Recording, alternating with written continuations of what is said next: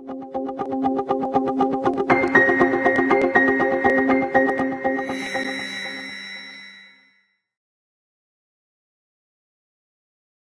you know what cosplay is?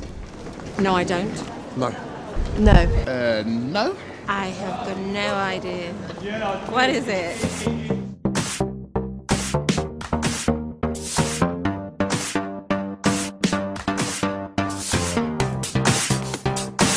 Here at the London Metropolitan University, they are hosting the annual London Anime Convention. Conventions like this happen all over the world, where cosplayers get together and dress up as their favourite TV, film, anime and video game characters. We're here to meet the people under the costume.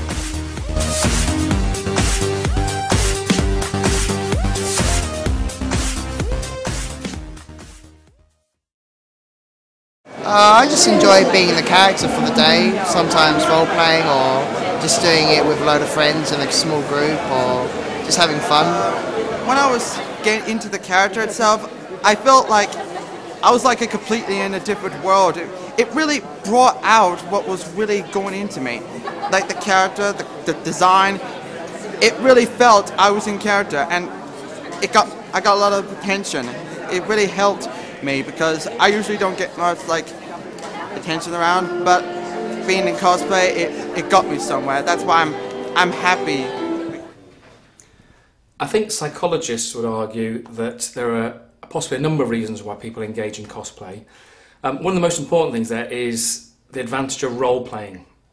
When someone's able to take on a very different persona, then often they can perhaps feel as though they can get away with acting in a certain way which they couldn't do if they are being themselves.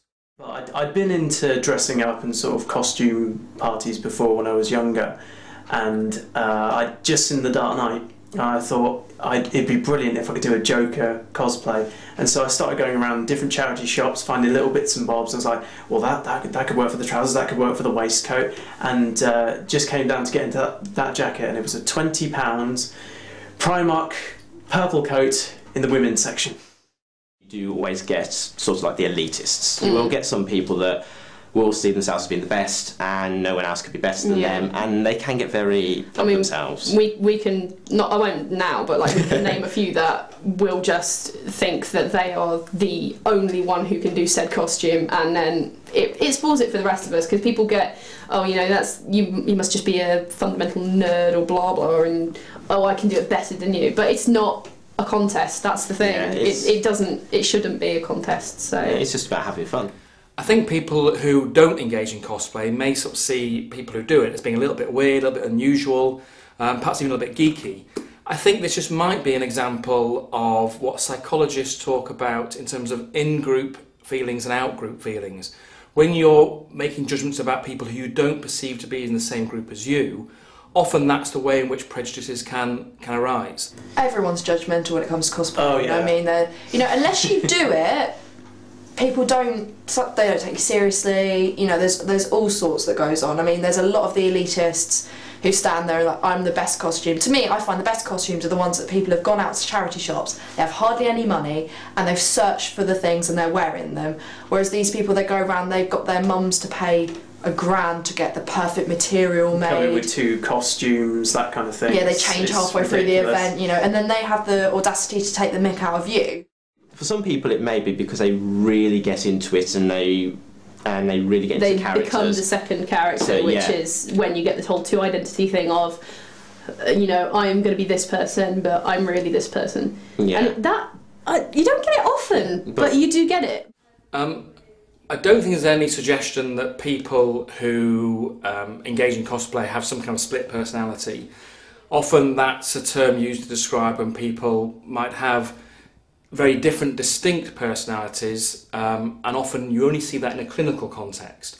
So these aren't people who necessarily have any kind of problem in that respect.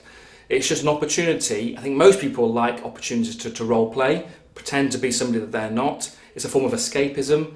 And for folks engaging in cosplay, it's just a chance to do that. Sometimes it's done to a slightly more extreme level, more effort's gone into it, but I think it's just a more extreme version of escapism. And everybody is so nice and accepting because they've put so much effort into their costumes and they can see the effort you've put into yours. it's so easy to form a friendship. Whereas if you're like just out in the street, you don't say hi to anyone. At a convention, you say hello to every person and you have a good conversation with them. It's not really every day, no. It's I mean, we will spend days looking for bits for the costumes, but we don't actually dress up every day. No, that's a big misconception with a lot of people. They think that's just everything we do, and it's not. Technically, for props, I mean, he could be classed as a set piece. I mean, he's probably the most expensive thing. I mean, but he's a sort of joint venture. He is, but alone he costs 450. Roughly about for him, and we're still working on him. Yeah. It's lovely living with cosplayers. I mean, it's a lot easier if you want to dress up, because you know that everyone in the house has done that, or they're going to do it with you, so you don't feel like you're being judged at all. I think if I just lived in a house with people that didn't, they wouldn't understand me as much, if you see what I mean. On the exterior, this may seem a little strange. However, under the surface, cosplay for many is just to have fun and appreciate film, TV, anime and video games in another way. Everyone dresses up from time to time, even if it was for a party, stag or hen do. So why should cosplay be any different?